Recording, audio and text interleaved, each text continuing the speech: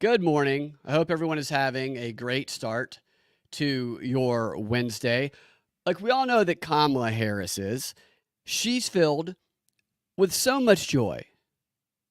Every day when she wakes up, joy, joy, joy, nothing but joy coming out of the Kamala Imhoff bedroom. There's an endless supply of joy within Kamala Harris, derived mostly from thinking back upon her time as the California Attorney General when she locked up all of those black men for low-level drug charges and kept them there longer than they should have been there to get the cheap free labor out of them. That brings her some of the most joy. Those memories fills her heart with happiness and joy.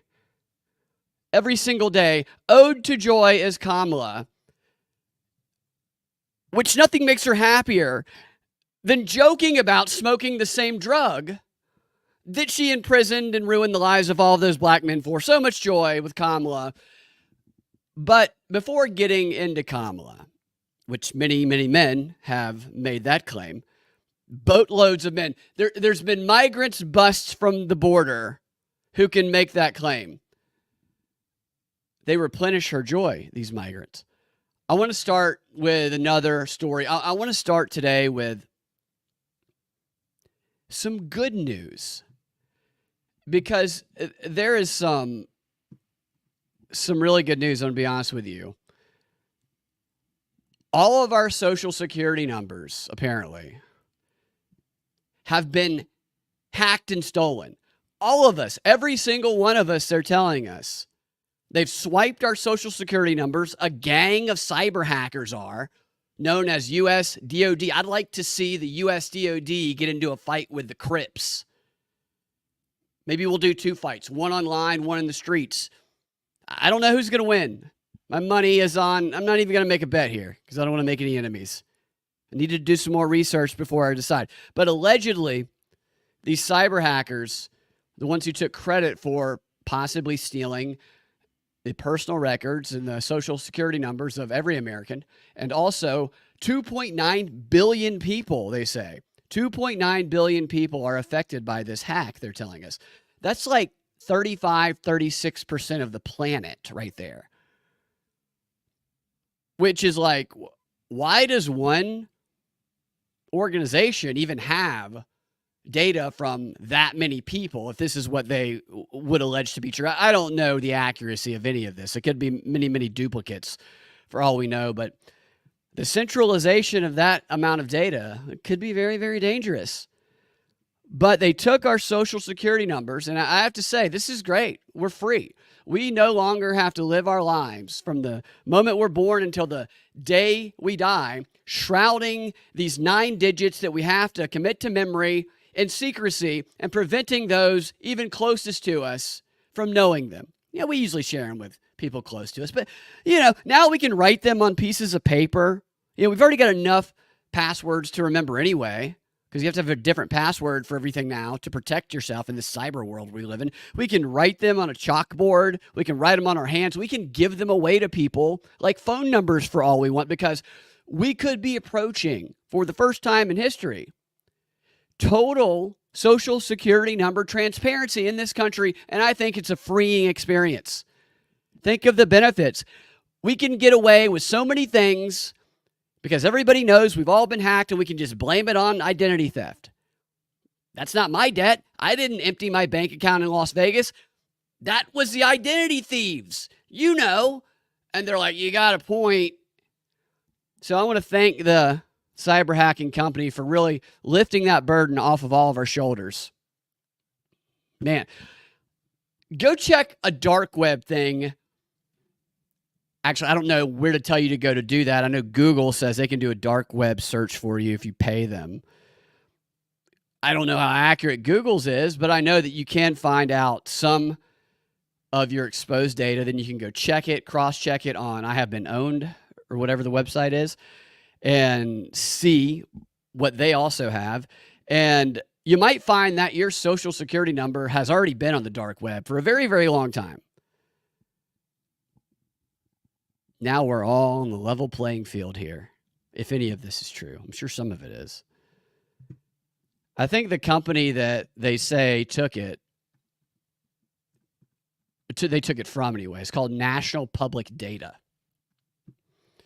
which sells access to several databases like People Finder. You do these searches where you try and locate people, find their phone number, their address, or email address. I can tell you because I've used these types of search engines to find information about new emerging politicians and try and track down connections that might reveal information. And in the past, when Google wasn't, the most controlled thing on the planet, you actually could use these things to find out information about people that was revealing. They're not as helpful as they used to be. But it says in the story here, they're a data broker, is what they're described as. It says in the story that this group is, they haven't only taken everybody's social security number, they're putting it up for sale. So to someone who's got an extra $3.5 million laying around, you can own everybody's social security number in the country. You can make that money back through extortion overnight. That's a good deal right there, because not only are they giving you all of the socials in the country, they're throwing in some pretty good perks along with it. They're going to also give you access to the email addresses, the phone numbers, the birth dates, and get this, they're going to give you people's alternative birthdays as well as people's alternative names. You're going to get their aliases if you have the $3.5 million needed to make this purchase. They might have been the ones who stole all the data, but whoever buys all of it from them is the one committing highway robbery, if you ask me. Elon Musk, what are you waiting for? Get all these socials. Let's do an X dump, just like the old Twitter dumps from last year, and let's start trading all this data. I mean, that's where we're headed anyway, isn't it? If you look in the news, they don't report it every day, but if you just type in cyber hack on any given day, there's like a dozen stories about some business corporation that's been hacked. A lot of their data has been taken. It's being held hostage, and a ransom is being demanded. And in many cases, the corporation is negotiating or has already paid millions of dollars worth of ransom. Possibly they don't report these as headlines, maybe because they happen so frequently, or because they don't want to encourage the cyber hackers, which I think the cyber hackers, which, by the way, best job in the world right now, being a cyber hacker. You can steal everything and then get paid millions to give it back. That seems to be the pattern. Maybe that's what they don't want everybody knowing, even though the people who need to know it already seem to. And maybe they don't want people realizing just how vulnerable the cloud they want us to live on actually is, which I thought seemed very, very obvious the second I heard of iCloud. We're like, no, put your pictures on iCloud. Put all your pictures and your photos. You don't have to have it, so you can put it all there. Your data's in the cloud. I said, no, I'm not going to be doing that. That sounds like a bad idea. I don't know how long it was after that, but celebrity, the fappening or whatever it's called, all those pictures of nudes that were spread around of celebrity. Obviously, that was going to happen. I don't know how you could think that wasn't going to happen. That was the most obvious outcome of that. And this is the most obvious outcome of the world in which we live in the cloud, which they encourage us to rely on. I will say this, though. I know that everybody's probably very excited to no longer have to worry about remembering their social or keeping it from people. You can just scream it to the top of your lungs. From the top of a mountain, scream your social. But people might be concerned by the fact that such a breach affecting so many people, 36% of the planet, they say. I doubt some of these numbers, but people might be concerned that other, not quite as big databases could be vulnerable to hacking, that could have an important impact on our future. But I want to assure everybody right now that the Dominion voting machines are still completely unhackable. They're impenetrable. Nobody's getting in those machines. Okay, everything's hackable. They will not share how they do it. They could make a lot of money if they did it. But I want to assure you that it's still treasonous to suggest that while everything else on the planet is hackable, those machines, to say they are, you're carrying water for Putin. All right, moving on to another hacking story, which I have to say is unfortunate. It's very unfortunate. I feel bad for the hacking group involved in this story, but the Washington Times, they too were hacked. This is in the news today, which any other day, you're getting the spotlight, whoever hacked this one, but you got to have the story come out on the same day. This actual 4-month-old story, because the other one was hacked 4 months ago. For some reason, they're talking about it today, I guess because there's a lawsuit that was filed, which if the class action lawsuit, if we win the class action lawsuit against national public data for those billions of people that are affected, we're all going to be getting a fraction of a penny in rewards. It'll hurt the company, but it's not going to help us very much. So the Washington Times hack, they got, I think it was the data from I don't know how many people they got it from. But here's the story on that one.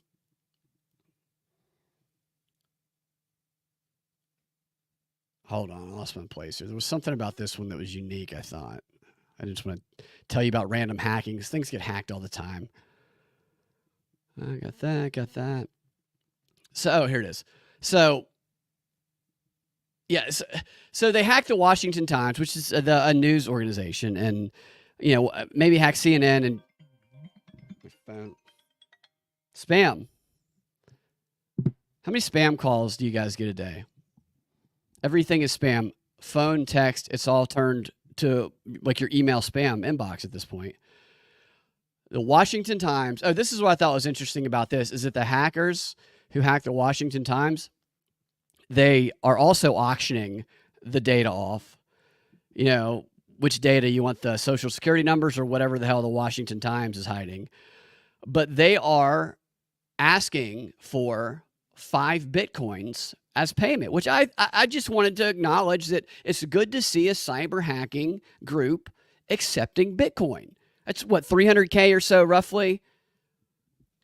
So good for them. So support the Washington Times cyber hackers to spread the liberty and freedom of Bitcoin is what I would say. If you're going to buy into one of them, maybe buy that one first for the sake of Bitcoin. And maybe also cyber hackers hack CNN and MSNBC and change all of their fake stories into real ones. Moving on. There's been a bunch of stories about, I'm not even going to put these up there because I wasn't impressed really. Is the Grok app on X, is that a new feature? Like everybody's sharing their Grok images. Did he add something to it, or did people just start doing it and it trended? Because I thought that was old news, but maybe there's a new feature. But there's all these stories about Grok today because people have been playing with it and making all these images that go like this one. This headline is from one of the left-leaning ones. I can't remember which one it was, but it says this. It says, Musk's fun AI chatbot.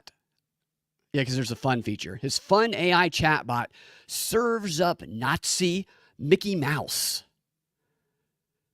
So I got to do the tone right because their headlines they're very Musk fun AI image chatbot. So they don't mean actual fun. They're being condescending. His fun AI image chatbot serves up Nazi Mickey Mouse. Oh my gosh, wasn't Mickey Mouse originally a Nazi? Am I off on that? And then the headline goes on to say, and it also serves up Taylor Swift deepfakes, which is a bit deceptive in the headline there, is it not? It's not a Taylor Swift deepfake. It's an obviously AI-generated image of Taylor Swift. To call the images people were generating of Taylor Swift on Grok deepfakes would be like them calling the images they asked Grok to generate of themselves, which many people did, say, Grok generated a deepfake of myself.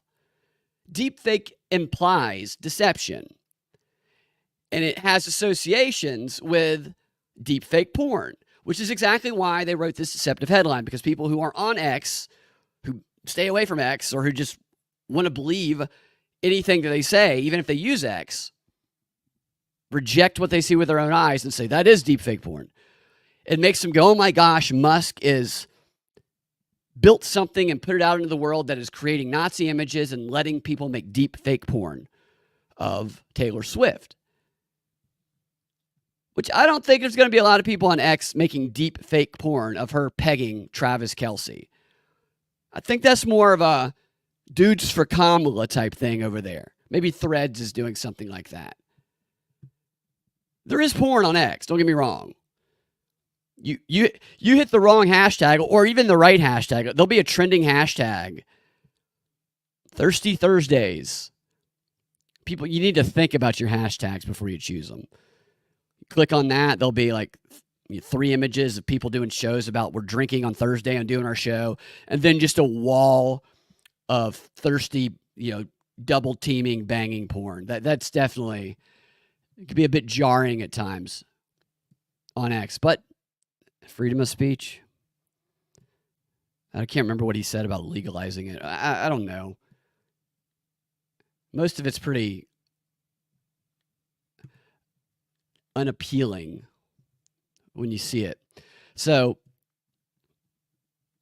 the other thing about this is the Grok, they're trying to make it seem bad, the AI generator, but it won't create images near as bad as what I used to be able to create on Midjourney AI before Midjourney went like total woke. Like Midjourney, they used to ban you. You used to not be able to use it for like 5 minutes or 10 minutes. And then you'd have to change the way you did a prompt. So if you wanted to get an image of Hunter Biden snorting cocaine with his father, you couldn't say Hunter Biden and Joe Biden snort cocaine. You'd get banned for 10 minutes. You'd have to say Hunter Biden and Joe Biden sniff baking powder together. And then it would look like, or a pile of baking powder while enthusiastically celebrating gay pride or something like that. And then it'll be an image of them snorting what appears to be cocaine with gay pride flags everywhere. So that used to be fun, but you can't even do that anymore. So this one, and maybe it was just a glitch. I don't think it is, because I think it's probably, even though it's sarcastic, it's probably not any better than what Midjourney used to be. It would not let me generate an image of Doug Emhoff being proud about how super gay he is. I couldn't even say generate an image of Doug Emhoff enthusiastically celebrating gay pride. It wouldn't generate an image for me of Doug Emhoff flamboyantly walking down a runway. Maybe it just wasn't working for me. I'll try it again later. But I was disappointed in it, to be honest with you. I didn't think it was very good at all. All right. A couple more quick stories. I just wanted to get a few stories in this morning. We're going to do a show later this evening. Ian and I will around 8:30 or 9. And I want to remind you guys, it helps us out a lot when you're listening to the audio-only versions on your podcast apps, if you let the ads play through. We don't get any money if they're skipped, and it helps us a ton. That is a way to support the show, as is becoming a patron. I take all the ads out for patrons, and I add the extra content when I'm able to do it or when I am a guest on someone else's subscriber-only show. So all of that helps out. Donations via PayPal help out, which thank you guys very much for donations. I do have a list of the people who've made them that I'm going to be thanking you guys individually, and I've sent you guys some notes. I apologize for not bringing that to the show yet, but I will be. And leaving 5-star reviews with comments that are very kind and warm. It's very motivating. I can't tell you how often, you'll feel overwhelmed, and then you'll read a nice message or you'll get a nice donation and a nice comment. And I'm very appreciative of everybody who has supported and continues to support.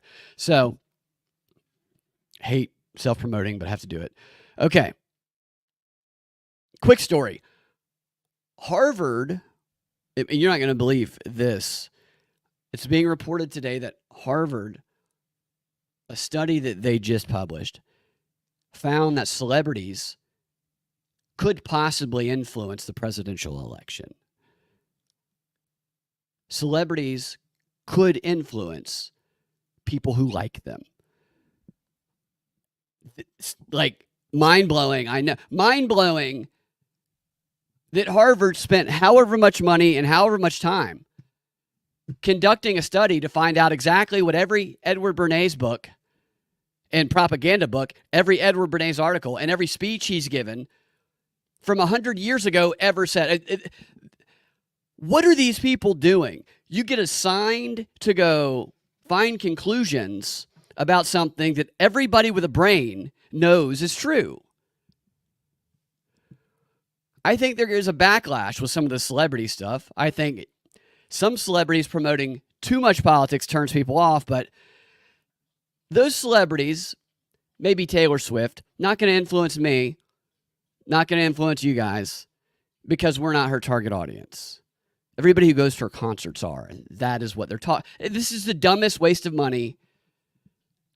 What'd you do today? Oh, we spent all day researching whether or not Taylor Swift's fans might be influenced to vote who she tells them to vote for.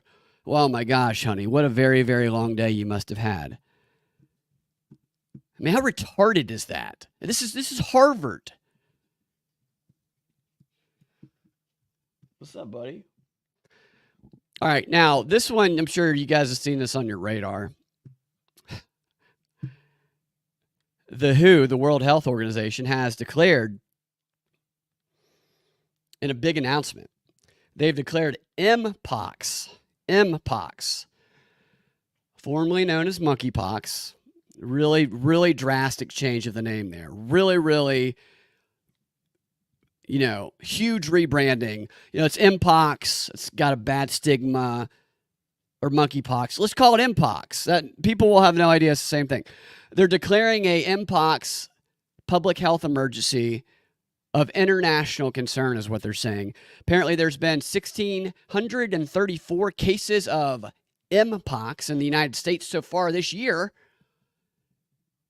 According to the CDC, who we all know the CDC has a sterling reputation. Is my mic out?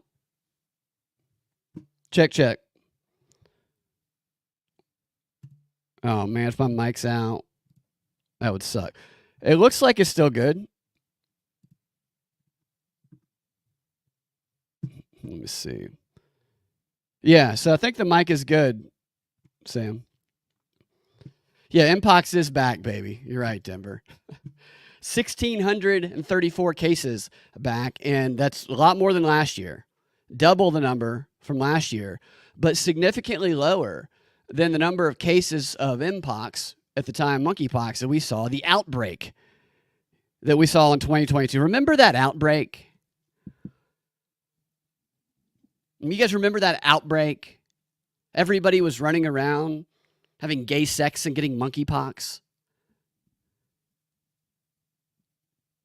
I remember them saying there was people with monkeypox and then just no longer talking about it anymore. But this does make you wonder about the next pandemic they always talk about. Is this going to be the one? Tedros floated this back in July. Yeah, they've had this under the radar a little bit. Thank you, Denver. So they've been signaling this one for sure. And I think the way they talked about it, and this isn't us that are saying monkeypox, gay sex, Africa. That's not the public that's coming up with that. That's what the outbreak they speak of. This is how they were reporting it. Just like AIDS. Comes from Africa, gay guys get it. It was the same AIDS narrative from back in the 80s. And so then they went, okay, well, all these racist homophobes now are saying that you only get monkeypox if you're from Africa or you're having unprotected butt sex at the club. So we better change the name to destigmatize it, when they're the ones who intentionally stigmatized it for identity politics purposes. And then their transformation of the name to destigmatize it is, how about Mpox? No, it's on purpose because that has the same associations.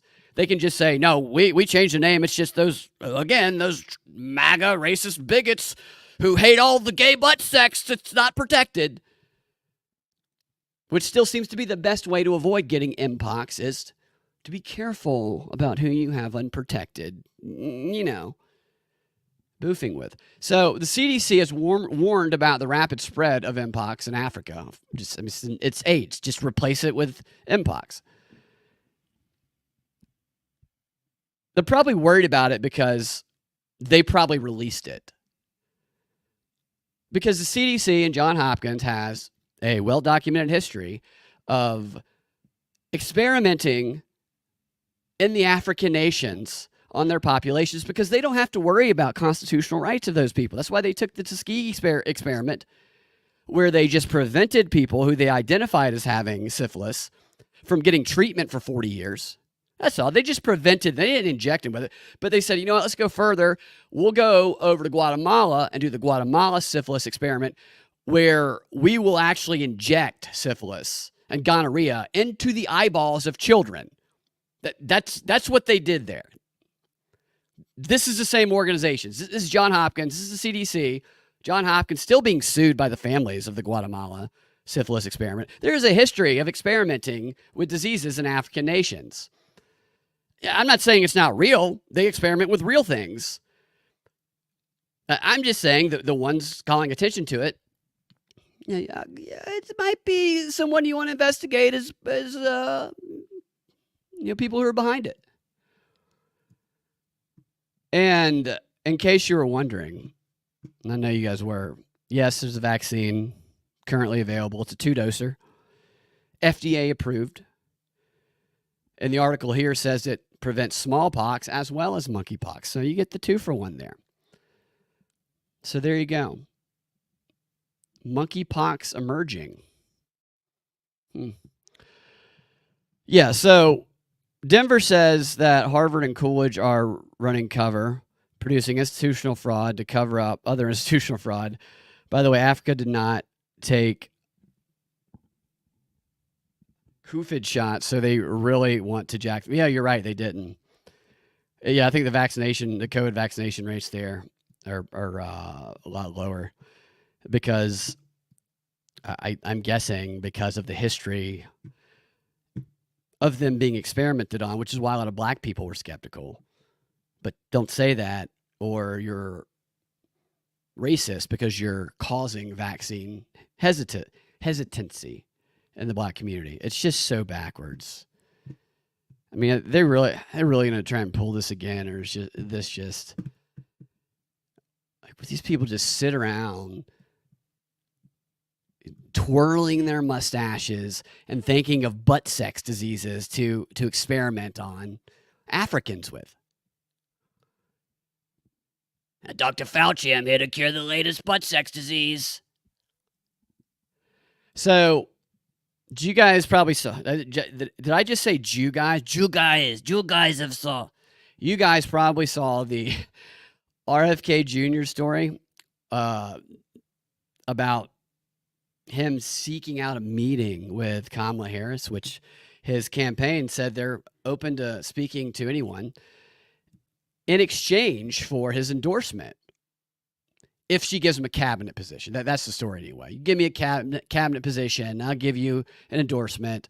And the media is saying Kamala doesn't need this conspiracy anti-vax nut because they say that Kamala's in the lead. I think this is all part of the Kamala plausible to win the election psyop, which, as you know, I don't believe it would even be close if it were fair, because I've been to 3 events that Trump has spoke at: the Bitcoin conference, the Libertarian National Convention, and Trump's rally here in Atlanta in the past 3.5 months. And I've seen how enthusiastic people are. I've seen the actual lines, and I've seen the pictures. I was not at Kamala's rally, and Atlanta. But I've seen comparable pictures, and I'm not going to do it today, but on a show probably next week, I'm going to show the comparable pictures because the media is still saying Trump is upset because he blew it in Atlanta. He's going to lose Georgia now. And he's upset because she had more people there and her lines were longer outside. That is provably not true. I was there. And so if they're lying about something that I was there myself to see, and I can see the comparable images of the exact same places where I was standing and the lines went for Kamala's, and the building only holds a certain amount of people, well, they're probably lying about many, many other things also. But we all know that. So I think this is kind of part of it because this, of course, RFK Jr., if this is a close race, of course the person in third place is going to reach out to both the candidates in first and second place to make a deal. This is what politicians do. This is what I call, or what libertarians know as, pulling a Ter Maat. As I've talked about back when the convention was going on, they have a different voting system to elect their nominee at the LNC. And they had to do a whole bunch of rounds until one of the candidates gets maybe 50% or more. I don't know the exact rules. I'll probably butcher it.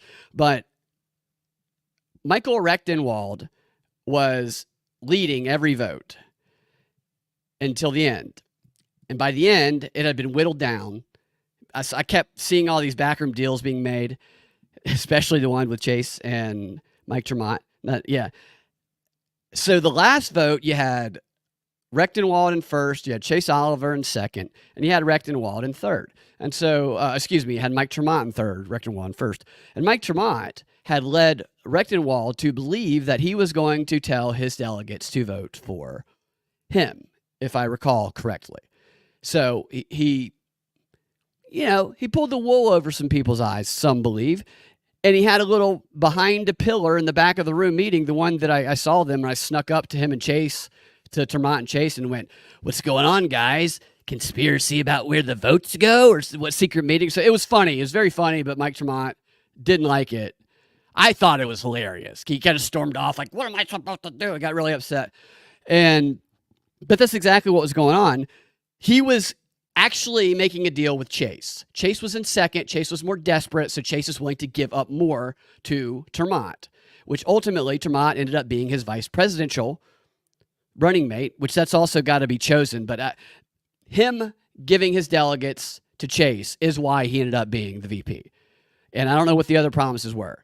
But when you're in first place, you're not going to promise as much because you don't think you need the third place person. I don't know if that's what Rechtenwald, what his mindset was, but that is definitely the mindset they're projecting from Kamala here. Kamala's in first. She's winning. Why would she even need this crazy lunatic? Trump needs him. So I think this is all part of this illusion to make Kamala seem plausible, when in reality, I don't think it would even be close, but I think they are going to steal it or attempt to steal it again, if that makes sense. Denver says, no person would conclude it's good for your heart and brain, talking about the vaccine. The outcome is classic. Oh, man, I lost my page there. The outcome is classic. Facking enabled by definitions of vaccinated. Take the shot, drop dead 5 minutes later equals unvaxxed. Yeah. Yeah, it's just... It is so commonly known now that the news is lies.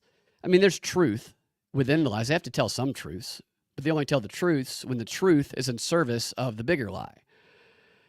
And I was thinking about it earlier. A lot of the progressives I know that believe the news are atheists. Like, how can an atheist who doesn't believe in God but believes the news is real but not God? It's just ironic to me because it's all confirmation bias, really. It's like as long as you have somebody to hate or you think you're battling against somebody, people are willing to... I mean, everybody, it's hard. I'm not saying I'm excluded from this. Believe lies that make them feel good. whatever. Frighten Me says, or why can't I see this screen? Mobster69 says, what, RFK? Isn't he a CIA plant? He could. I mean, could be. It seems like that would be a good point of investigation. It does seem weird calling RFK an outsider, doesn't it? He's a Kennedy. His answers are hilarious too, and they talk about his background.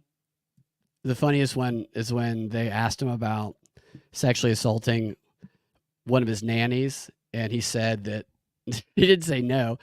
He said that he was no choir boy, and they're like, "You were 43."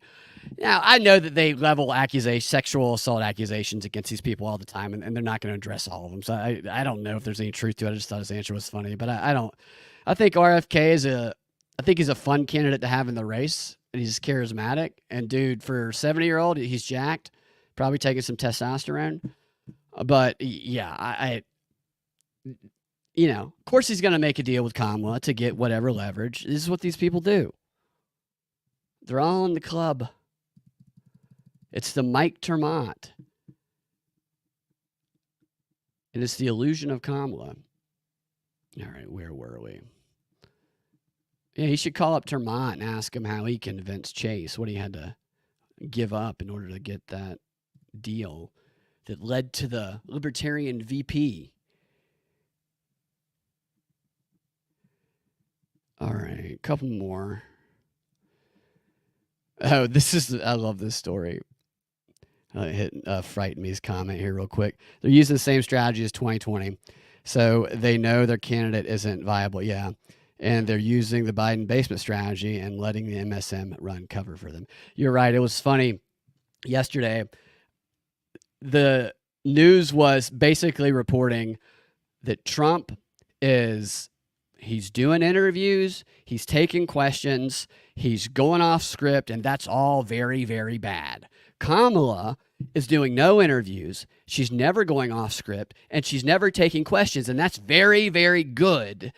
What a flip on reality that is. That's not a demonstration of skill or ability. And there you can see them laughing about it. Yeah, she needs to stay. It's like, we know she can't do it, so ha ha ha.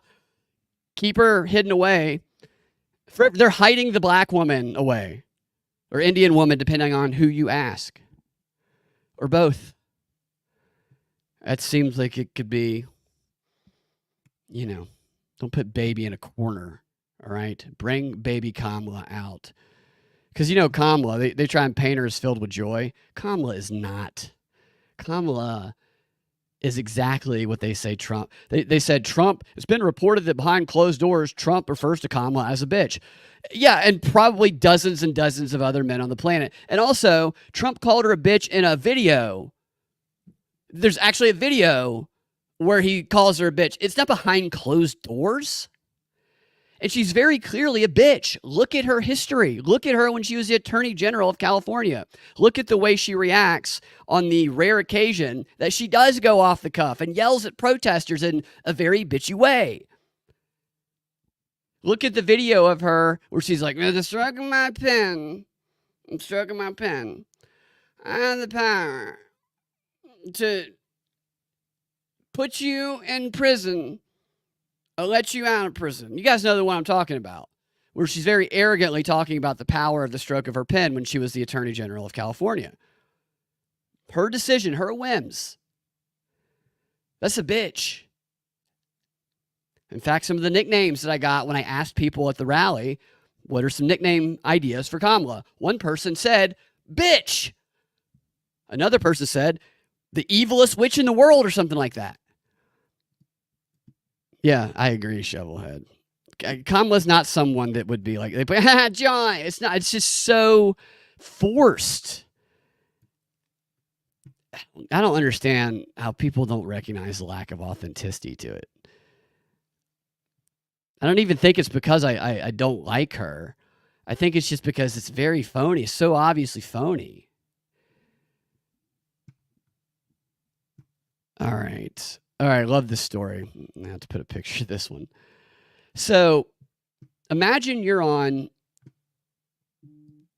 an airplane, okay, and your flight is approaching its final destination. But before the plane begins its descending, the pilot comes over the intercom and he says to you and everybody else on the plane, he says, wow, we have arrived at your destination, or over it anyway. The plane, unfortunately, will not be landing at your desired destination just below, because the pilot, me, I'm not qualified to land the plane here. So we're going to have to go somewhere else. That's exactly what happened to a plane full of people who thought they were going to be landing in Jackson Hole, Wyoming. It's in Wyoming, right? Last week, when as the plane approached the Jacksonville, or the Wyoming, Jackson Hole, not Jacksonville, excuse me, the Jackson Hole airport, the pilot did just as I said. He got on the intercom, and this is what he said to everybody on board. He said, hey, guys, I'm really sorry, folks. Oh, excuse me, I'll start over. Hey, I'm really sorry, folks, but due to me not having the proper qualification to land in Jackson Hole, we need to divert to Salt Lake City, Utah. We'll keep you posted on the next steps. We'll keep you posted on the next steps. And then he spoke not one more word to the passengers. That's the last thing that this pilot spoke. He said this, took the headphones off, turned the intercom off, locked the door, and just threw the flight attendants to the wolves, because people are going to have some questions. That's an hour flight. You're diverting an hour away to go land. First of all, the guy's like, I can't land the plane here. We'll go somewhere else and give it a shot. People are going to be demanding answers, which the flight attendants don't have. Screw it. Turn it off. I mean, the only thing that would have made his statement to the plane, the people on board, better is if he would have added peace out to the end of it. Sorry, guys, your captain speaking. We're not going to be landing here because I don't have the proper qualifications to land here. We're going to be going to Salt Lake City. We'll keep you posted. Peace out. Never another word. In fact, he flew them to Salt Lake City. Probably a lot of people very worried if he could land there, because most people don't know. I didn't know until the story that landing in Jackson Hole is more difficult than landing in Salt Lake City. But you're on a plane, nobody's telling you anything. You're like, wait, why is he going to safely land here? He lands the plane there. He walks out of the cabin, or walks out of the where the pilot is, wherever that is, goes back into the cabin where everybody is, gets his bag out of one of the overhead storage compartments, grabs it, and then walks out without saying a word to anybody. He's just gone. And then everybody on board, who already had to fly an extra hour after they got to where they were going, they had to fly away from it for an hour. They then had to wait 90 minutes on the plane for another pilot to show up who was qualified to fly them back to Jackson Hole and then land at their desired destination. So what's that? 3.5 hours they had to add on. I mean, that's a very unique delay. I mean, flights are delayed very often, but very rarely do you hear, yeah, my flight was delayed because right before we were about to land, my pilot was like, shit, I'm not qualified to do this. We're going to go somewhere else. See if I can get us down there. And then they brought in another guy. Nobody ever said anything. Can you imagine that? Just the anxiety of the people on that plane. There was a Reddit forum where some of the people who were on board were talking about it. And they were like, what the hell is going on? Well, where did our pilot go? Why can't he land? Why won't anybody tell us what's going on? Why would he fly the plane in the first place if he knows he's not going to be able to land it because he lacks qualifications, according to him? Why did he even take us to Jackson Hole. Why don't we just go straight to Salt Lake City and do the switch there? Maybe so people could just jump out. Well, we're flying over Jackson Hole. For those who'd like to just go ahead and jump out, use the emergency aisle 17. Make sure you put your cushion over your head and roll up and land on the mountain at an angle. And that dude was like, let these bitches serving drinks and food deal with all these passengers who are definitely going to be unruly and confused now. Like, I would have, I would have liked to have seen like it's got to be like surely everybody films everything. I got another story about everybody filming something. Surely somebody filmed some of the reactions in there. Those had to be some of the best. We see all the people screaming on airplanes, the perplexed reactions to this pilot saying, "Oh, we're here. I can't put her down though. We'll give Salt Lake City a try." I mean, it had to just be hilarious. I mean, they're safe in retrospect, so it's okay. Let's laugh at it. But the airline had to give an explanation, which they didn't. They didn't actually give an explanation. Here's what the airline said. It's Alaska Airlines, SkyWest/Alaska Airlines.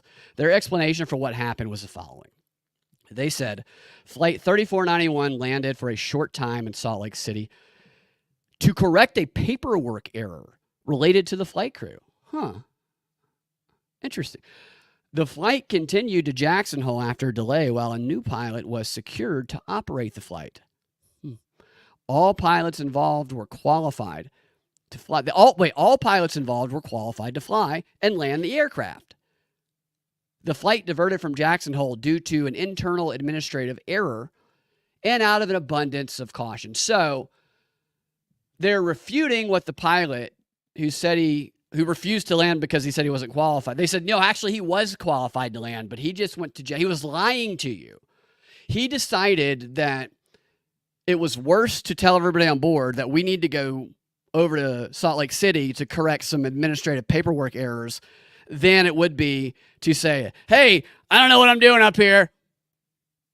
Maybe we can get this thing down safely at another place. That's what they would have us to believe, that he chose that explanation because the truth about the administrative errors was just too painful. My guess is that the pilot was new. Some might say DEI. I don't even know if it's a DEI. New pilot, probably never landed, probably did qualify technically to land at Jackson Hole, but probably never done it before, probably got cold feet while he was up there, and maybe had an anxiety attack. And he said, screw it. I'm just taking it somewhere else. And then he took all his equipment off. Which, honestly, if there's a pilot up there who starts to feel like they're not going to be able to get the plane down safely, I would prefer them to do what this pilot did instead of just, rolling the dice on it. I do think he could have handled the communication when he broke the news to everybody on board a little better. Like, I would have liked to have heard him go with something like, ladies and gentlemen, this is your captain speaking. While we are approaching your destination, I'm sorry to say that we won't be landing here due to engine failure. And unfortunately, we're all about to crash and die. In 90 or so seconds. Kidding, little pilot humor there. But in all seriousness, we're not going to be landing in Jackson Hole because I don't know what the hell I'm doing. So we're going to go somewhere that, God willing, I will be able to get us down safely. Hope you enjoyed flying with SkyWest Airlines. Peace out.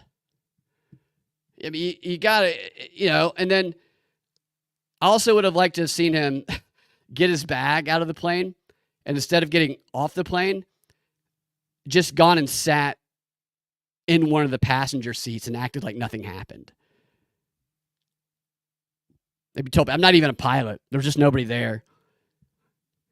I didn't know when the right time to break the news was.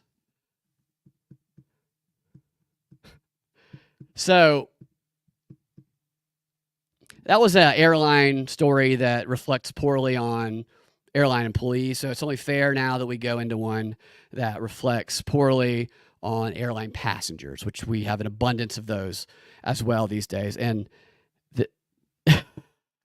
Right. I think I don't. That's the only. I do think that's the only thing I could figure out. Frightened me is that he got cold feet.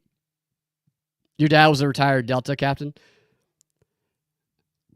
Yeah, I don't. Yeah, that's so. There's probably no situation that I can't think of any other reason. He seems scared, and it lines up for me anyway. The fact that he didn't explain anything. He just he just kind of threw the flight attendants to the wolves and got the hell out of there. Are you a pilot, Shovelhead? So you did 112. Oh, on a Harley in Utah. Yeah, don't they have like no speed limits up in that area? I know Montana. There's some areas they have very high to, I think, no speed limits. At least they used to. Here's the headline of that. The first one I was reading the story, I was like, is this even true? But when the airline came out with an official statement, yeah. But hey, if you got cold feet, I don't want him trying to land that thing. I was having a panic attack. So this story is even more bizarre, in my opinion. It begins with something, this airport story, was something that we've all experienced when flying, or the experience of flying, which is maddening frustration because of a delayed flight, missing luggage, whatever. All the things that could possibly happen on a flight. You show up and no seats are there. Flying is very frustrating. And what differentiates most people from a very few people are that most of us, despite our frustrations, self-control wins. We don't act out the things we imagine saying angrily to the desk employee whose fault it's not theirs at all, but they're there and we want to let it, but we don't, because self-control usually wins. But it doesn't win for everyone. As the past few years and the invention of smartphones has helped us realize. Travelers are obnoxious. It's another one. The seats. I haven't flown in a while. I'm sure, I don't know if turbulence is any worse. Some people say that turbulence has gotten worse. I'm just not a big fan of flying. Self-control did not win the day on a 31-year-old unnamed woman. Let me find that story because I'm going to show you some of this one. On a 31-year-old unnamed woman who showed up to Chicago's O'Hare Airport only to find out when she arrived at the baggage check, the check-in desk, that she had missed her flight. Nobody wants to be the person to break that news. I mean, especially a pilot. But the person who breaks that news to the passenger is always going to be somebody who has no control over it. It's not like the pilot can stick his head out the window and say, "You're late. You're late. We're leaving. You're late. I can't land when we get there anyway." So, So this lady could have reacted a number of ways to being told by the desk employees at the baggage check-in that she missed her flight. She could have blamed herself. She could have said, it's my fault. Is there any other options? Is there another flight leaving later? What about tomorrow? If it's a short enough drive, can I rent a car? Whatever. Go home, regroup, and just reschedule everything. She did none of those. What this lady did instead, when she found out her plane left, is she let her lizard brain take full control, and she went into total meltdown mode. And after she was informed that her flight was gone without her, she took her anger out on the completely innocent people standing in front of her, the Frontier Airlines employees.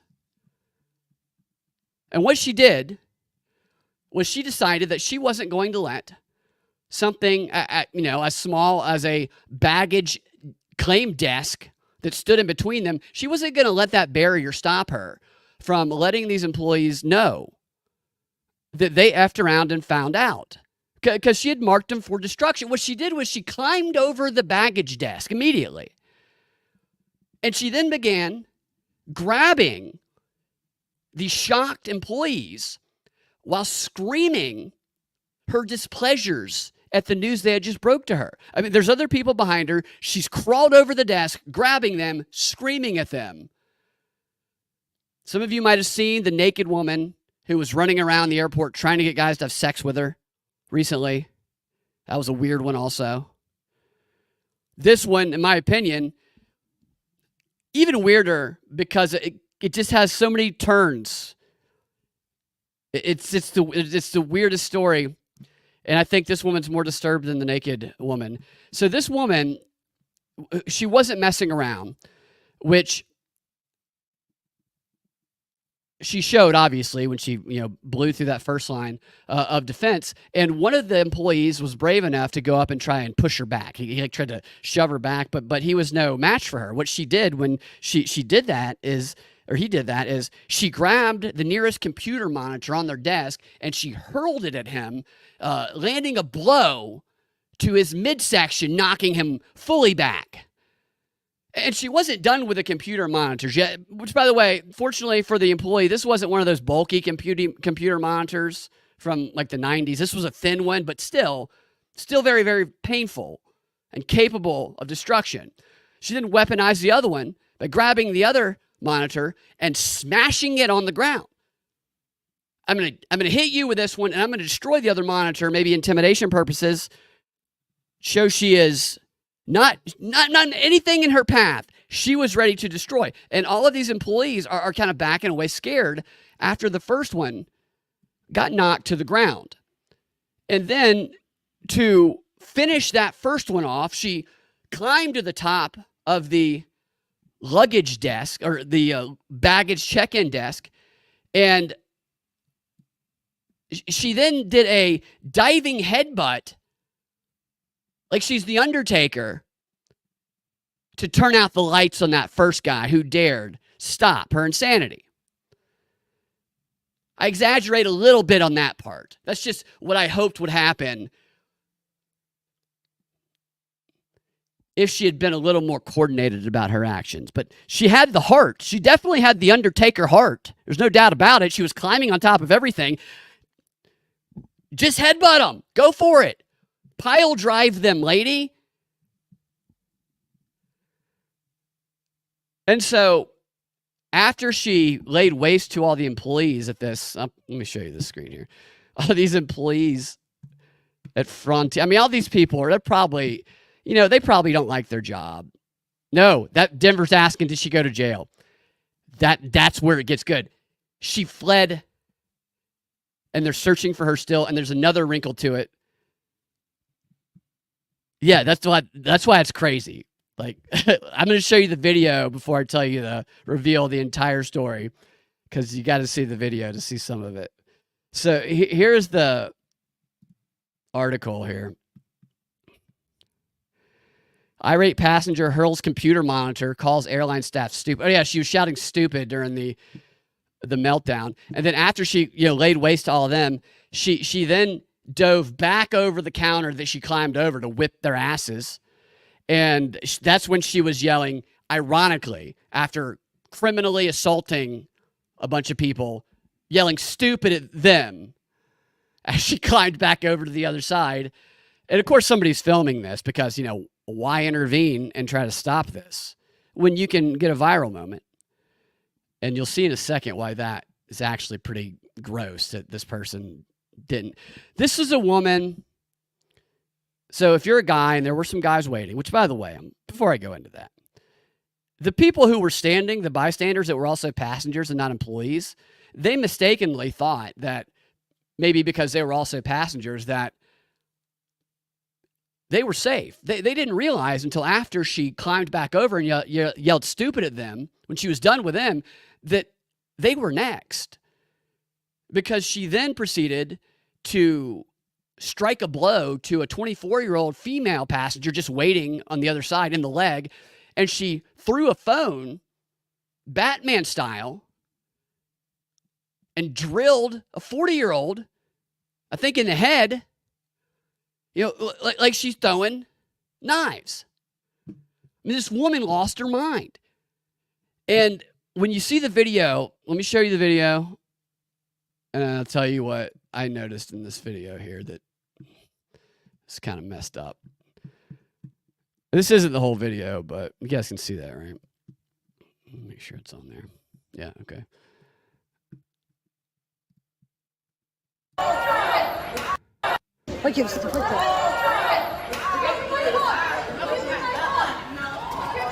So they got, that's her, and you can see she climbed over this thing here.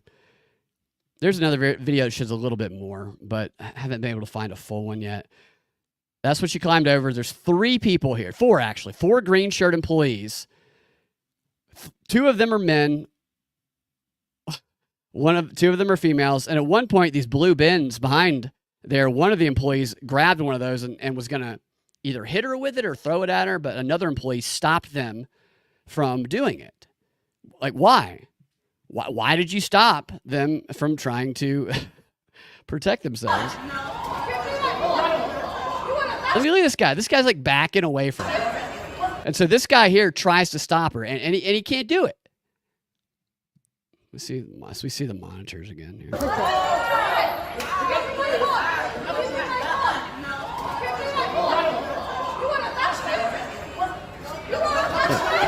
Oh, she's jerked away from that guy. Bam, there's the monitor blow. Bam, there's the other monitor. All right. So now you see this here, right? This is what caught my attention. One, before we go into this baby stroller here that nobody's protecting, the closest human being to this crazy person throwing computer monitors is a baby in a stroller that nobody is protecting. I'm guessing it's her baby. So you see this guy, the screen here. This guy walks out who got hit with a computer monitor in the stomach, and he looks over at the camera person. Camera person appears taller than him, which makes me think that the camera person is also a man. Watch his look here. So he throws his hands up in the air, looking at the camera person. This is my interpretation of it, as if to say, "Why are you filming this? Why don't you help?" That's kind of how I interpreted that. Yeah, the ninja stars, exactly. So he's looking, and you see a couple come into frame, another guy and another woman with a baby come into frame in a minute or in a second. But this guy's looking at this guy. Come on, dude. And I agree, if this is the correct interpretation of this, is come on, dude. Put your phone down and either stand in front of this baby so she doesn't get a Batman ninja star in the middle of its head, or help us stop this psycho woman before somebody gets hurt. I mean, if a baby is in danger, and this baby was in danger because this woman was out of control, and you're a guy, and you don't have to hit her, but what you can do and what you should do is you should walk over, shield your face, to avoid flying objects catching you in the eye, and you bear hug her, and you do not let her go until she's out of energy from the wailing and screaming, because you're strong enough, because you're a man, and this woman is going to possibly hurt a child. You don't just back away. I mean, I can't believe they just let her go wild, and nobody is standing in front of this baby. So, yeah, this is the other couple right here. They're holding their baby, which I don't know why they're standing that close.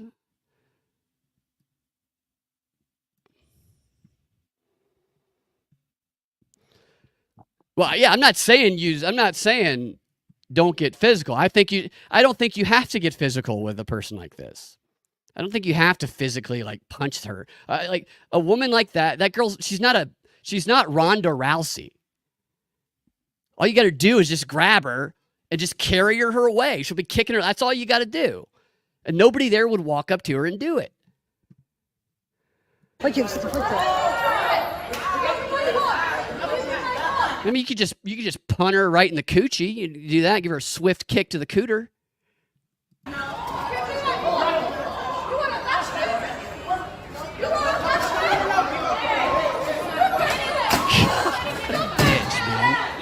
lady. Look at that baby. So we're watching this child. I am 99% sure that is her baby. We're just watching this child develop lifelong trauma, just in real time here. This kid is probably, I don't know, 5 maybe. When you really can form their personality. And of course, she's wearing these like pajama pants. It actually looks like something you might see on WWE. Actually, I think that guy just said, "Can you help me?" Yeah, you can't back away from that bitch. Somebody could get hurt. So here's the best part of the story. What happened? Did she get caught? No, she didn't. She is yet to be caught because they called the police on her. And when they called the police, she fled. She fled the scene. And the police are still searching for this insane woman. And if I'm correct that that's her baby, and I don't know who else's baby it would be, just sitting there by itself. It'd be an abandoned baby if it's not her baby. So, assuming that that's her baby, they said the cops are on the way, or she heard them call the cops. And so, what she then did was she grabbed the handlebars on that stroller that had her toddler in it, and she just booked it the hell out of there. Burning rubber with the stroller. I mean, this wasn't a sneaky escape. This is not a sly woman. This was a frantic, wild escape that she went on. Messy one. I mean, she grabbed that stroller and probably started running as fast as she could across the airport terminal with a baby just bobbing around inside this stroller as she twists and turns and jolts and makes sudden changes. I mean, the baby's just shifting around, probably getting whiplash at all the quick sudden turns, banging its head on the top of the stroller as they're weaving in and out of people who are just bewildered, like, what the hell is going on? Why is a woman racing a toddler very dangerously through the airport? And why is there a shattered computer monitor over there and a guy grabbing his gut? Baby, no doubt, screaming the entire time. There's 0% chance that baby is not screaming bloody murder the entire time. It's being wheeled out of there like a bat out of hell trying to escape from... She's probably throwing people down as she passes by them to obstruct the authorities' path to her. Breaking things, racing her way to the outdoors, God forbid, ignoring all traffic signals, crosswalk signals, be damned, just blindly racing into the middle of traffic, slinging a baby in a freaking stroller around, probably ducking behind a dumpster or a car when she sees security coming from across the parking lot, threatening the baby. Shut the hell up, kid. If you keep crying and you get us captured, you'll never eat again, kid. Just shaking it. That's the video I want to see. I want to see the escape video. There's an escape video. And it's crazy. There's cameras all over the airport. I want to see that video. And I want to know how this story turns out. I want to know what happens. I mean, I know what's going to happen. I know how the story turns out in the long run. I want to see the immediate. In the long run, DFAX goes to her house with the help of police protection, with shields probably, and mace, maybe gas. They take her child away. They arrest her. She pleads insanity. Her lawyer does. She gets committed. And after however long, she's deemed okay. And then she can go back to court. And with the help of a guardian ad litem, is that what it's called? I'm talking to you, Bonnie. Did I say it right? They will then create conditions that she can get her baby back if she follows the court orders, which she won't. She will not follow the court orders. She will shortly after getting her baby back do something insane again, lose her baby again, and it'll be perpetual trauma for this kid. I mean, that little video is a glimpse into the life that this poor kid is going to have because of that insane woman. Now, if we give this woman, the benefit of the doubt and she does get her act together, then best case scenario for her is 5 years from now, when she has to take the smartphone away from her kid because her kid wouldn't listen or misbehaved, that woman is going to get her face bashed open with a flying computer screen. Because that's how she just taught her daughter to react to a situation when she doesn't get what she wants. And it'll be her own fault. Glass sticking out of her eyeball. I mean, some people, I just don't, what was on the other side of that trip? Where was that plane taking her? I mean, what did she miss by missing that plane? What was so important to traumatize your child for the rest of its life? I don't know if it's a boy or girl. I think it was a girl. Was there like, look, get on this plane tomorrow, get here, $1 billion, no strings attached. Just don't miss it, or deal's off. Invisibility cloak, time machine. You get on this plane tomorrow, don't let those pesky, evil baggage check-in employees get in your way. Just make sure you don't miss it. Just get on the plane, and when you arrive, you will become a deity. That's it. That's it. And she missed it. What's even scarier is that someone had sex with that woman. Maybe still is. You know, he got the blame. If he's at home, I mean, he got it even worse when he's probably the one who dropped her off late. Man, that guy fled the country, man. The only way there's not a video of that escape is if this mom grabbed this baby and they made their escape in the luggage thing, the luggage thing that puts all the baggage on the airplane, and that they've maybe folded themselves up into somebody's luggage, and they rode in the bowels of a plane all the way to Mexico. And she's terrorizing some poor Mexican employee at the whatever airport they landed at. All right. So, how airports have become like the after party at a sleazy strip club. Just anything could happen. You know, somebody's getting the doors are getting blown off. Some crazy pit bitch with a baby screaming at someone. Everybody appears to be on drugs or yelling that mother effer's not real. I mean, I know these are just glimpses, and we're not seeing everything, so we only see what's viral, so it makes it seem like it's more than it is. But man, I also feel like the virality aspect of it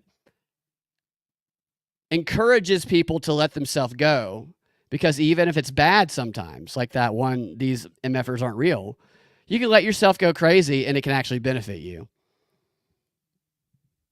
I don't know if it's going to benefit this lady, though. Quantum says, I'm enjoying imagining you rescuing a baby by bear hugging it. Well, you take the baby away first. And, you get somebody to stand in front of the baby or to politely pull the baby stroller somewhere else, which actually might get her attention. What does she care more about? Destroying those computer monitors and taking off those employees' heads, or somebody maybe taking her baby? Or maybe you pick up the baby and say, stop it right now or I'm taking this baby. Now, yeah, you can bear hug her, okay? All you got to do is pick that little bitch up, and you can wrestle her to the ground if that'll make everybody feel better. She's not a strong woman, is what I'm saying. And there was a couple dudes there who were not acting like men. You don't have to punch her in the face or pull her titties off to stop her, is all I'm saying.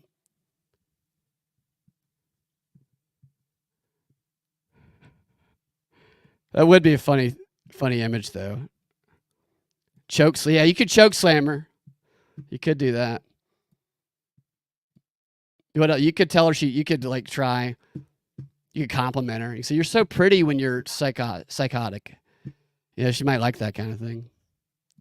Or just offer her money, or just like hold money. I don't know. Maybe hold some drugs up. Have some cocaine. That might get her attention.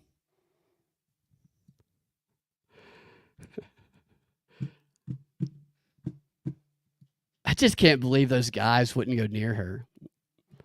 They're probably told not to touch people. It is, culture does make it where it's like people are scared to do something. Like those guys were probably scared to do something. Maybe they were scared of her a little, but also it's like, well, if I do something, they're going to say I hit a woman. And it's like, well, let's play the tape on that. I think it's self-defense, buddy. I think you can defend yourself a little bit there. Yeah, does nobody know how to body slam? Yeah, somebody, you're right. Somebody could have just gone up behind her, grabbed her by the waist, and just taken her back. Made it some real WWE. Ripped their shirt off. Like Hulkamania. Yeah, people are scared of lawsuits. That's exactly right.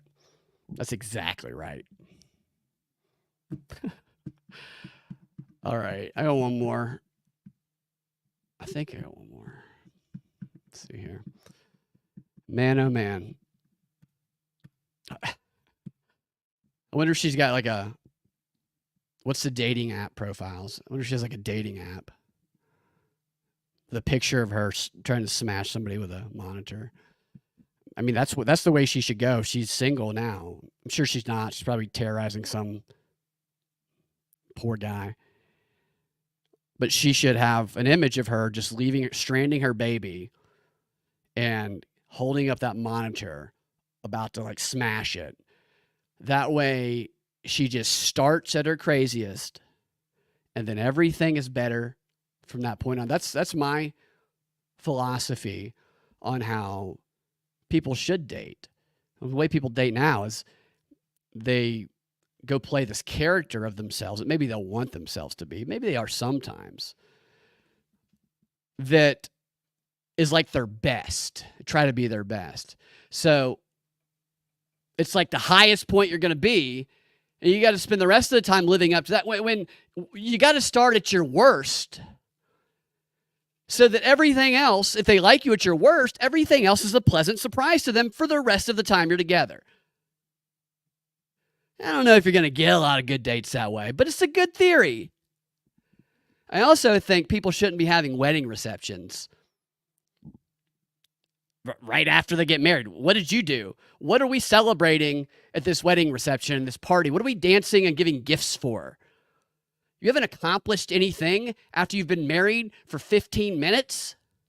You shouldn't have a wedding celebration party with gifts until 15 years after you've been married. Then there's something to celebrate.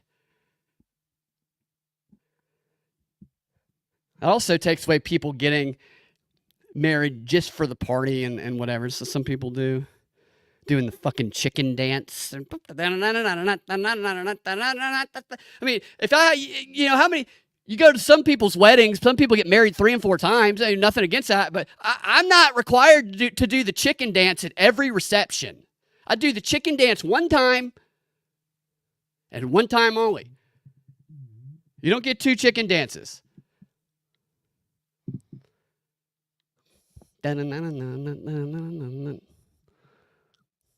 All right.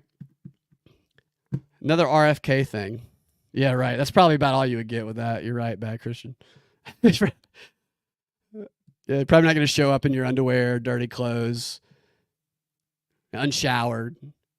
A bunch of hotties be like, oh, wow. Be like, I don't have any money. You mind getting this for me, babe? Maybe some might like the challenge. Probably not, though. Let's look at RFK. So RFK is weird. Not weird like J.D. Vance or the Democrats weird. I mean like weird like your crazy uncle who dropping mushrooms or something like that. One day, I do plan on that, bad Christian. It's very kind of you. Yeah, I'm pro that. Bridezilla is where it's psyop. Yeah, man. Nah, it's just, you ever see people get married and you just like, you're like, oh man, I like them both, but I don't know if they should be doing this. I mean, some marriages are kind of pretty predictable the way they might end, which is why they need to have the opportunity to speak now or forever hold your peace. It needs to be like voting, anonymous. We're in a digital world. So in the church where you have all the little pews and the Bible, the hymnals, I mean, there's little, little like almost pads, like a, iPad type little thing, but cheaper, not, expensive ones. And maybe you pass one around, or maybe everybody has one, or maybe you just download an app. You download the Object Now or Forever Hold Your Peace app. Maybe that's a marketable idea. I doubt it. And then when they say that, everybody pushes whether or not they object. If people object, they have their opportunity to do it anonymously. Maybe there's a few reasons, options. Maybe they don't have to give an option. And then all of those alerts go to the minister or whoever's doing the wedding. Wait maybe 5 minutes. Maybe not that long. Maybe you only get 60 seconds. So you got to do it in 60 seconds. So you got to be bold. And if an alert comes in, there's been an objection, then you have to rethink everything. I don't know what happens. I don't know what's next after that. I've never seen someone say, yes, I object. Does it continue forward, or is there some sort of rule book where it's like, let's get out the rules. Here's what happens next. I don't know. But I think that would be a very beneficial opportunity for people to find out what people really think. Then, of course, some people's opinions are completely wrong, too.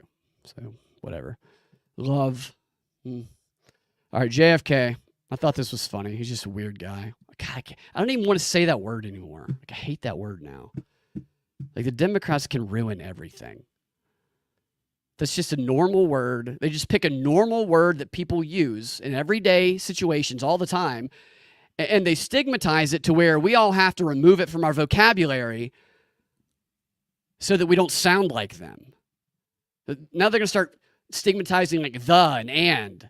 So we all sound like retards who only speak in acronyms through text messages and with emojis and it's weaponized language and linguistics. Here's RFK. So RFK, he does this thing where his post here is be a part of the Kennedy Victory Garden movement. Okay. Send your garden photos to Jacqueline at teamkennedy.com for a chance to be featured on his Instagram. My friend Josh, who plays Trump, was featured on his Instagram when we were and at the Bitcoin conference. It's pretty funny. Or maybe it was a Libertarian convention. So here he is. He's got this praying mantis on his ear. You could add the lady. I got a praying mantis on my ear. I'm here with building a Kennedy Victory Garden in my yard. Like, what kind of opening is that? That's pretty fun. I've got a praying mantis on my ear, and I'm here building a victory garden. That's a unique opening statement for a presidential candidate's video. Today, I'm with Kathy Kellogg and Trevor John Guard. Genesis Sandoval. And Genesis Sandoval. These guys are all incredible organic gardeners, and we've been spreading ladybugs and lacewings and nematodes and other cool insects in the garden. This is the presidential candidate. It's funny. It's interesting. And doing a lot of planting today, so I can have some good food at home and regenerative agriculture. Yeah. This is a little praying mantis. We think it's a male, so he's in for a bad time later on in life. So I guess they get killed after they mate. It's an interesting knowledge base that I I've never seen a presidential candidate demonstrate this kind of knowledge base. It's like a hobby of his almost. I mean, yeah, it is. He's going to eat a lot of, he's a generalist. He's going to eat a lot of the bad insects in the garden, almost anything that gets big enough. Anyway. That's good. Really good day. Who's that? Oh, that must be his garden lady. Yeah. Okay. I just thought that was interesting. I don't. Jake from Liberty Libations had told me about some of the videos he posted, and I hadn't checked too many of them out, but I started watching some of them, and they're interesting. You learn something new. At least I do, anyway. Yeah. Bad Christian says, "I'm truly afraid for this country if Cackling Kamala and Stolen Valor Waltz win." It's for me. I think the mantis is a friend of his brainworm, probably. And his bear stories and all that, it's just, he's like a guy that would be fun to have a few drinks with. If Kamala wins the election, I personally think it's going to be so obvious to so many people that it was stolen that I don't know. I don't know what will happen. I know that they're floating the narrative. I saw the headline earlier, and they're talking about it last night on the networks. They were saying, Trump is already showing how he's going to invalidate the election. And part of it has to deal with the Fulton County Election Board or Trump supporters who are on the board now, who all they want to do is make sure they want to be able to, I think Garland, I'm going to see if Garland can come on either tomorrow or next week, but they want to be able to audit it, I think, just before. They don't want it to have to be up to they want the power at the state level, which they should have. And the media acts like that's some sort of destruction of democracy for them to actually look at the ballots and count them. Biden even said it during an interview. Biden goes, well, these people, I mean, they're talking about counting the votes, man. Like that's some sort of awful thing to do at the state level. You have that in play. So they're already setting up reasons to say another coup or whatever, or call something else an insurrection. But you also have something to really keep an eye out on, which is going to bubble up even more over the next few months, is the delay in the USPS mail services in Georgia. Georgia is one of the most critical states again.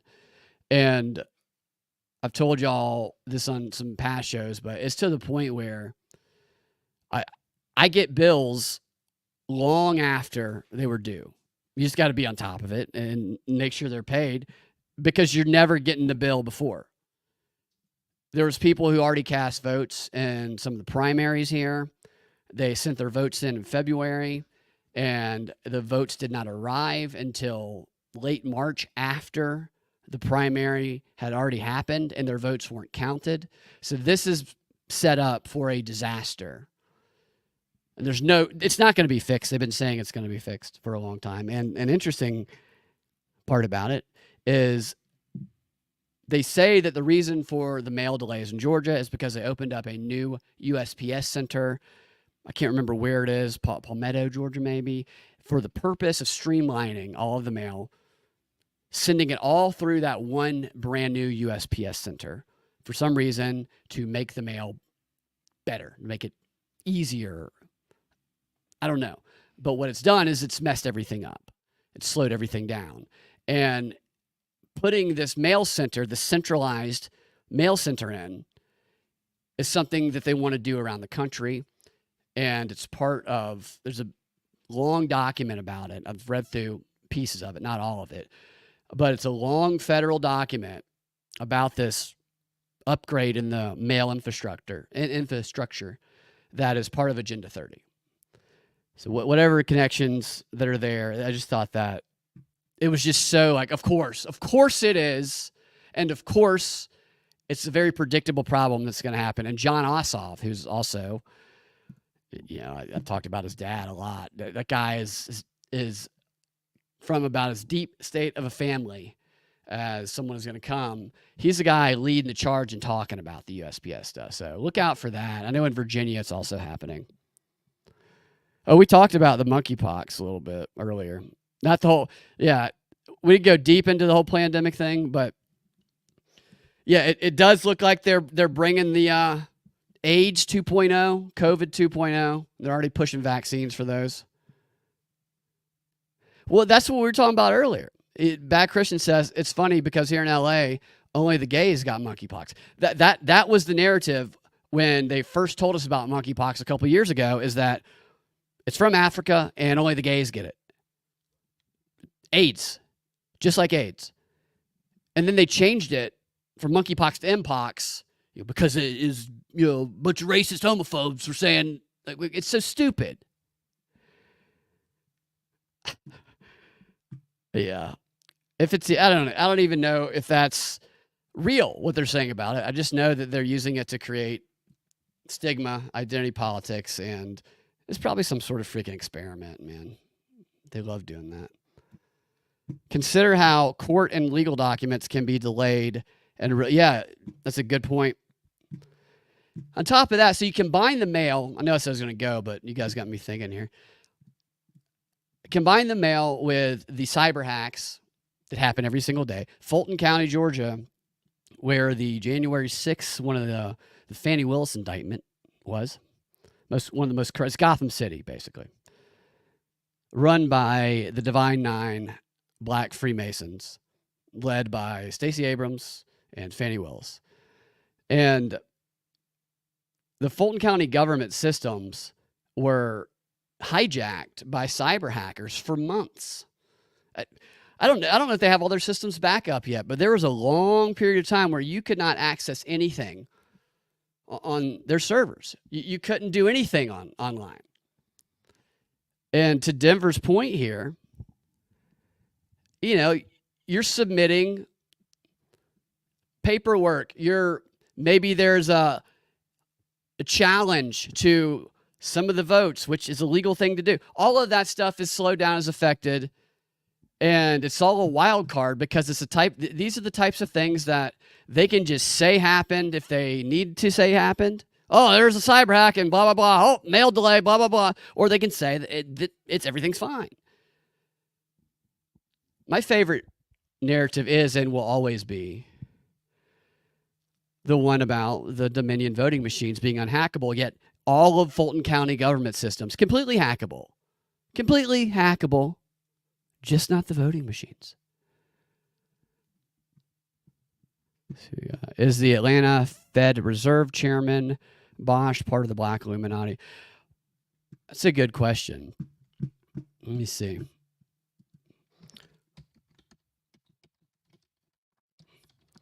Most of the people that Fannie Willis hires, almost every single one of them in the DA's office, is like clockwork. A member of a Divine Nine fraternity or sorority. Let's see. I'm gonna guess. I'm gonna speculate, and then I'm gonna look it up and see. I'm gonna guess that yes, Raphael Bostock is. Let's see if I'm correct. Let's see if history proves correct again. Raphael Bostock.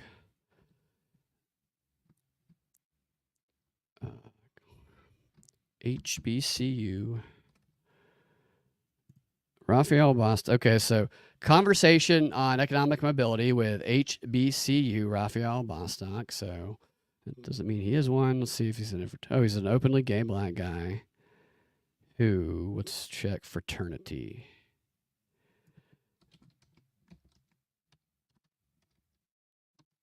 Fraternity.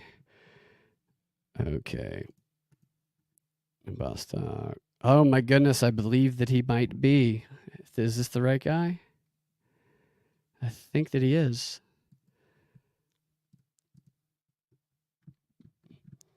All right, so I got to cut. I will verify this, Denver, and I'll bring it to the next show. That's a great question. Thank you for asking that. It's looking like he probably is. So it's funny too, because CNN and stuff, they've just been openly talking about how Kamala Harris has the support of all of the Divine Nine.